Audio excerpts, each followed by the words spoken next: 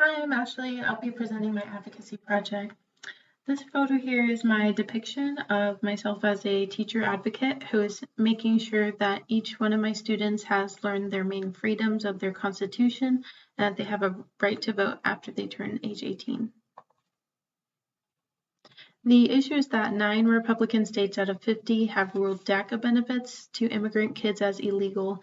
They are getting everything taken away from license to work in the U.S. to no supports to a free education in the school systems.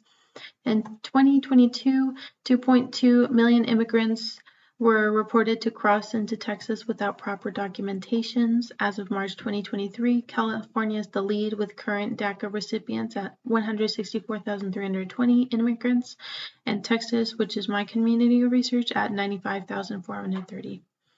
Out of the two, the continuation of DACA and protections for childhood arrivals and immigrant and refugee advocacy, I chose the continuation of DACA for students because it's a self and advocacy for child immigrants and an opportunity for them to grow into the roles and pursue education, certified background, and also join workforce and paving way in a more culturally diverse representation in open-minded decision-making. Summary for DACA, or Deferred Action to Childhood Arrivals, is the saving grace for children immigrants of this country to get work permits and protection from deportation. This is connected to DREAM Act for Dreamers, Development Relief and Education for Alien Minors Act. Summary for immigrant and refugee advocacy is more broad, but there is more immediate needs that are to be met before, such as, for example, a big NGO is United Nations High Commissioner for Refugees, saves lives by addressing basic needs of food, water, shelter, and medical care. Requirements for DACA under age of 31 as of 2012, you came to the U.S. before your 16th birthday, continuously lived in the U.S. from 2007 until present. You're present physically on the U.S. on June 15, 2012 at the time of application. You came to the U.S. without a valid document before the 2012, or your lawful status expired as of June 15, 2012.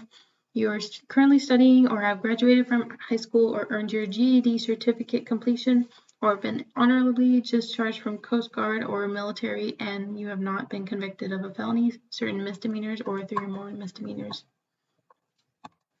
Organization that I chose to partner with is for their Young Center for Immigrant Children Rights. They named their organization after their first child immigrant, Young Zen, who fought valiantly with advocates and many lawyers for the right to remain in this country and is 14 to 15 years of age. They prioritize the safety of unaccompanied immigrant children, and they too serve and advocate for the safety and well-being of every child immigrant every step of the way, whether they're fleeing violence, trafficking, abuse, and extreme poverty.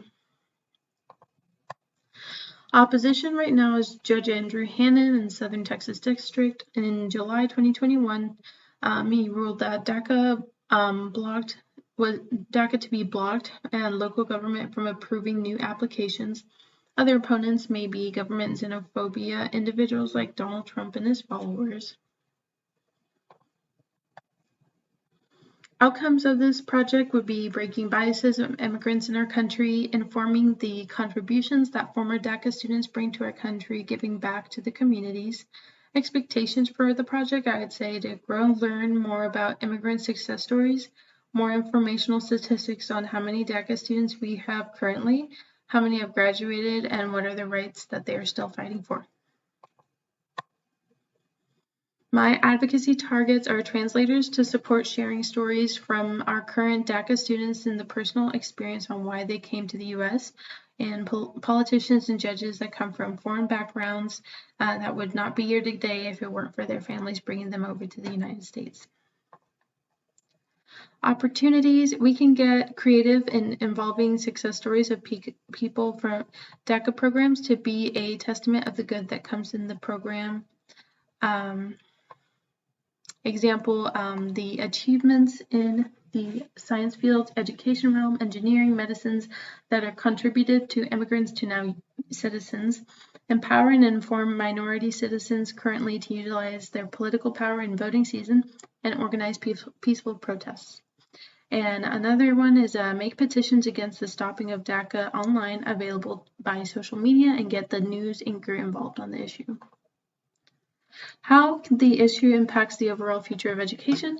The way things are being done currently is instilling that there's something different about the immigrant students in the country, where they are seen as less equal than a US-born kids and are undeserving to an education and also permission to join the workforce, reinforcing dehumanization and xenophobia in our school systems to then be in the workplace of our future generations.